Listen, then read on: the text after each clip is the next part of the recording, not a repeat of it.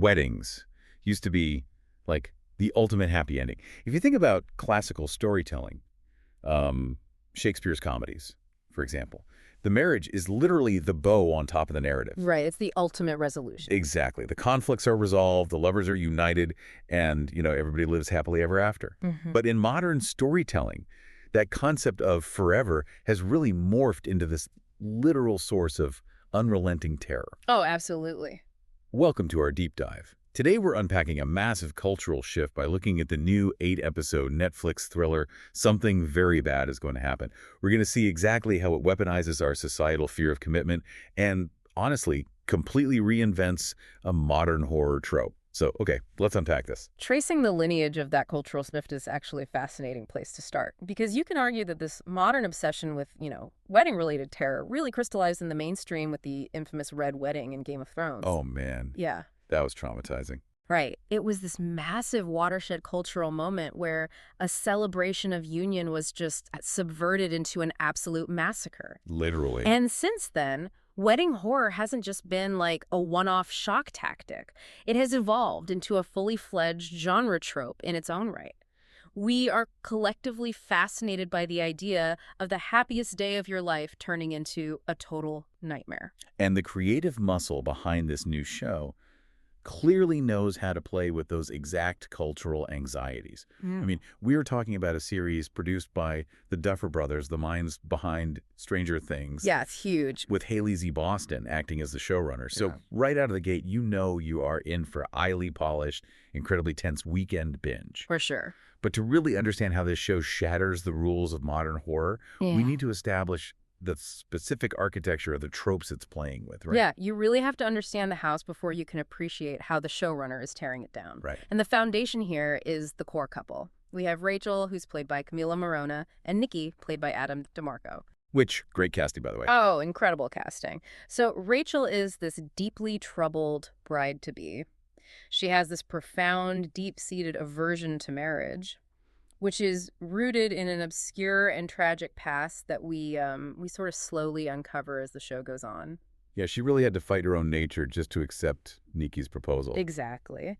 And Nikki, conversely, is the quintessential golden retriever fiance. I mean, he comes from immense money, he's deeply in love, and he has this naive puppy dog optimism about their future together. Which is so endearing, but also sets up the inciting incident perfectly. Oh. Because it's classic, right? They're traveling to Nikki's family home so Rachel can finally meet the in-laws, the sprawling Cunningham family. Right, the classic setup. And the setting is where those familiar tropes really begin to stack up. At first glance, you are handed all the classic genre elements. You have the idyllic, imposing lodge surrounded by nothing but open road and heavy snow. Yeah, the geography itself is basically designed as a trap. Exactly. You are entirely cut off from the herd.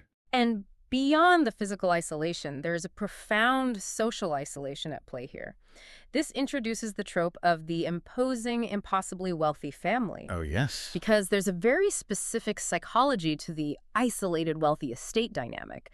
Extreme wealth acts as a buffer against normal societal rules. Right. They just operate differently. Well, completely. So when the Cunningham family acts bizarrely, when they engage in these cryptic conversations or exhibit strange, sort of insulated family rituals, Rachel and you as the audience don't know how to calibrate your reaction. You're just constantly second-guessing it. Exactly. You are constantly forced to evaluate, is there an active, perhaps occult threat here, or is this just eccentric billionaire behavior? Are they a demonic cult? Or do they just lack a basic social filter because their money means no one has ever told them no? Precisely. And that ambiguity captures that universal dread of meeting the in-laws for the first time, but, cranked up to an absolute 11. It feels a lot like walking into a video game boss battle. Oh, I love that analogy. Right. Think about it. You walk through the mist into this massive, unfamiliar arena, in this case, this sprawling, snowy lodge, and you immediately know you are wildly underleveled. You have no idea what you're doing. You don't know the rules of engagement yet. You don't know the attack patterns of these incredibly wealthy, strange people, and you just feel entirely out of your depth. Ew. Every conversation feels like you are checking your emotional inventory, desperately trying to figure out how to survive dinner without setting off a landmine. And that boss battle setup has been a massive engine for recent box office hits. I mean, this dynamic perfectly mirrors films like 2019's Ready or Not, or 2022's The Invitation. Oh, yeah. In all those narratives, the audience is presented with a central, lingering question. Is the threat to the couple's marital bliss a literal external monster, like a family of vampires or a satanic pact? Or is the threat something far more disturbing coming from within the relationship itself? And that familiar dread, that comfortable, I know exactly what kind of horror movie I'm watching feeling, is exactly where showrunner Haley Z. Boston wants you to sit. Because once you get comfortable in that arena, she completely changes the game. She really does, and her pedigree is crucial to understanding this pivot. Because Boston previously worked on Brand New Cherry Flavor, which was a wildly inventive, surreal body horror miniseries on Netflix. Oh, that show was wild. It really was. So she brings a clear history of refusing to settle for the expected. She is not a creator who is content with delivering a paint-by-numbers story, even if those familiar tropes are highly entertaining. She uses the familiar to build trust, specifically so she can break it. Let's actually talk about how she breaks it, because the mechanics of this twist are what make the show so fascinating to me. The first few episodes are this deliberate, meticulous trick. The camera lingers on strange basement doors. You hear whispered conversations down dark hallways. Yeah, all the classic cues. Right. You sit back on your couch and think, I get it. This is the classic tale of a demonic family preparing to sacrifice its newest member. I know how to watch this. But then the rug pull happens. Yeah. And the twist isn't the reveal of a terrifying demon. The twist is the complete absence of one. That is the pivotal shift right there. Because the show slowly reveals that the family isn't harboring a supernatural secret at all. They are just a deeply eccentric, insulated family dealing with their own mundane, complicated dynamics. Yeah. The actual monster is Rachel's own deep-seated trauma and paranoia deteriorating her sanity. She is so terrified of commitment, so terrified of merging her life with these strangers, that her mind is actively projecting horror onto completely neutral events. It's crazy. The narrative fundamentally morphs from a supernatural survival horror into a deeply unsettling psychological thriller about self-destruction. Rachel is sabotaging the weekend herself. She really is. Now, I have to admit, when I first looked at the breakdown of this narrative shift, I thought it was incredibly risky. Well, here's where it gets really interesting, but also a bit risky.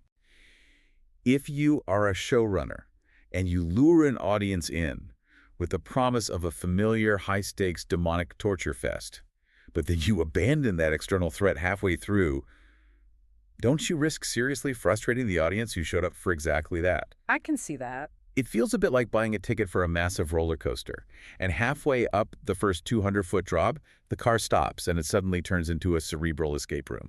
Like, I might be a little annoyed. I came for the drop. Right. It is a massive gamble. But I'd argue it pays off precisely because it doesn't alienate the audience. It actually elevates the dread to a much more invasive level. Okay, tell me more about that. Well, think about it this way. When you are fighting a demon, you know the rules. You find the holy water, you outsmart the cult, you survive until dawn. Right, there's a playbook. Exactly. It's an external threat, which means you have armor. But by removing that predictable monster, the show strips away your armor entirely. It forces you into a state of deep, unpredictable psychological terror. You are no longer watching someone outrun a monster. You are watching someone fail to outrun their own mind. And fighting your own mind has no rules. Oh, wow. Yeah, that reframes the whole experience. Because when the boogeyman is clearly defined, there's a strange comfort in it. The parameters of survival are clear. Exactly. But when you realize the protagonist is the architect of her own nightmare, the tragedy feels inescapable.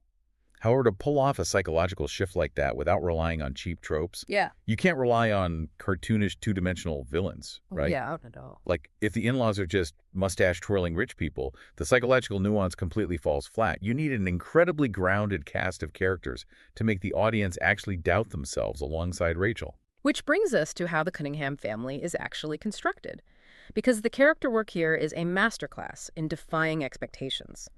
A perfect example of this subversion is Nell Cunningham, the sister-in-law, played by Carla Crome. Oh, I'm so glad you brought up Nell.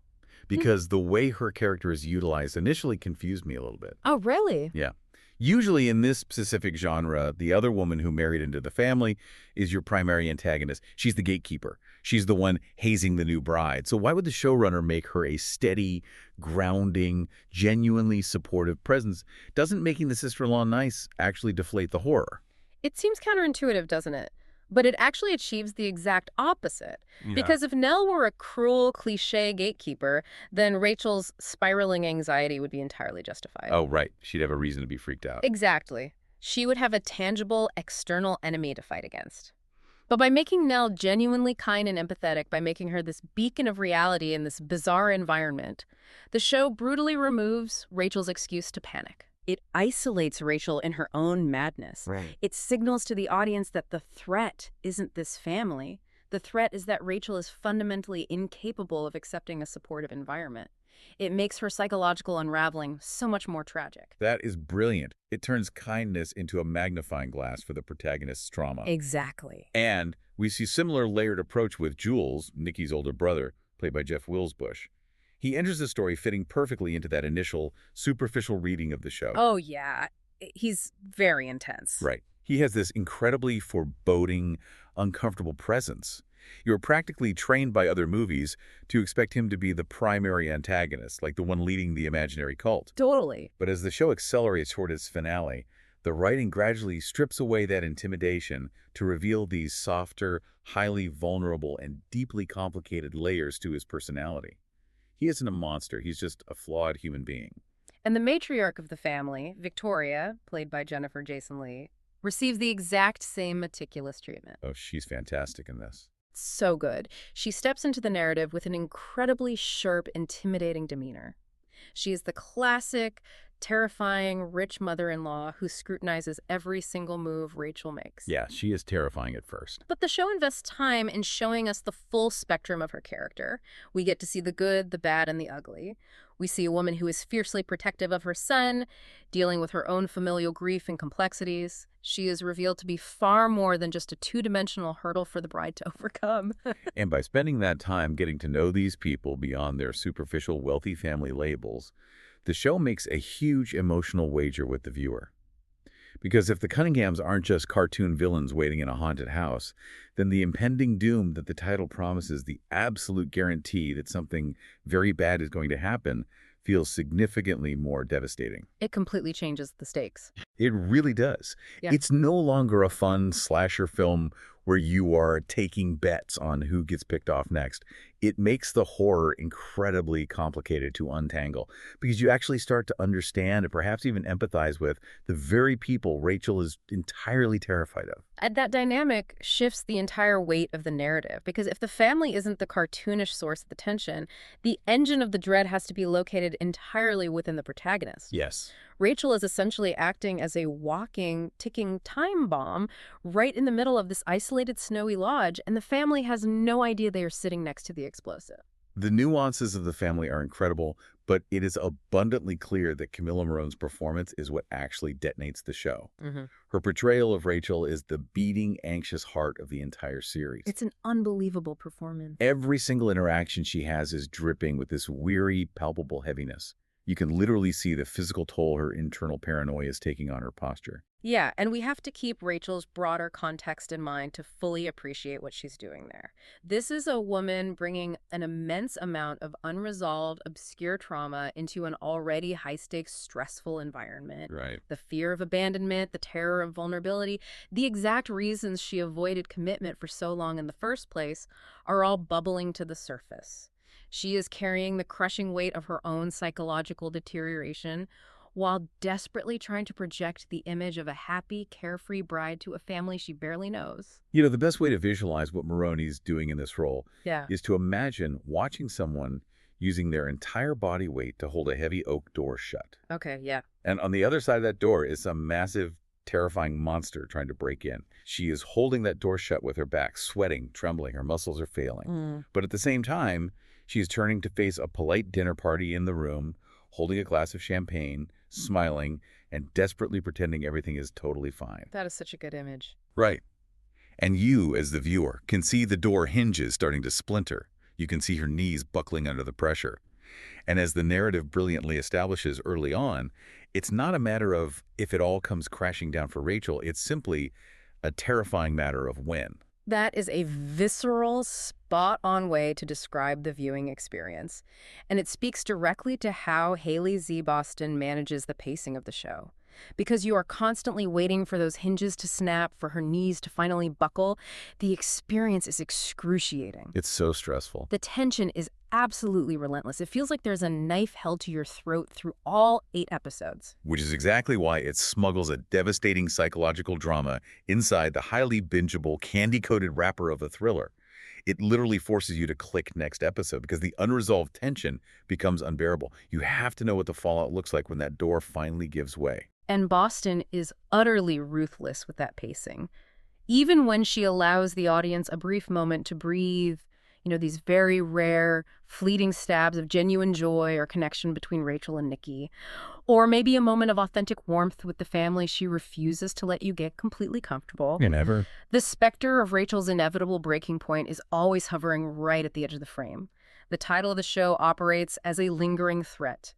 It isn't a suggestion, it's a promise. Something very bad is going to happen, and you are entirely powerless to stop it. So what does this all mean? When you step back and look at the sheer mechanics of what this series accomplishes, something very bad is going to happen proves it is far more than your standard weekend horror binge.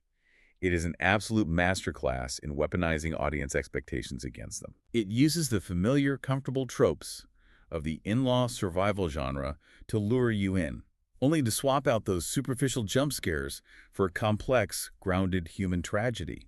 By centering the dread on a protagonist who is slowly collapsing under the weight of her own mind, it delivers an experience that is genuinely, deeply terrifying because it feels so entirely possible. It is a remarkable achievement, not just as a thriller, but as a profound character study wrapped in the aesthetic of horror. If you are a viewer who is, frankly, exhausted by the genre, if you hate feeling like you're just watching flat, predictable caricatures run through a haunted house, this series is for you. If you crave a narrative that actually respects your intelligence, subverts your expectations, and builds relentless, character-driven dread, these 8 episodes are going to be a phenomenal investment of your time. They really are. And, it represents a fascinating evolution of how we tell these stories. And as we wrap up this analysis, it leaves us with a lingering, somewhat uncomfortable thought to mull over. Okay, let's hear it. Well, we've been discussing how the show uses the prospect of marriage as the ultimate pressure cooker.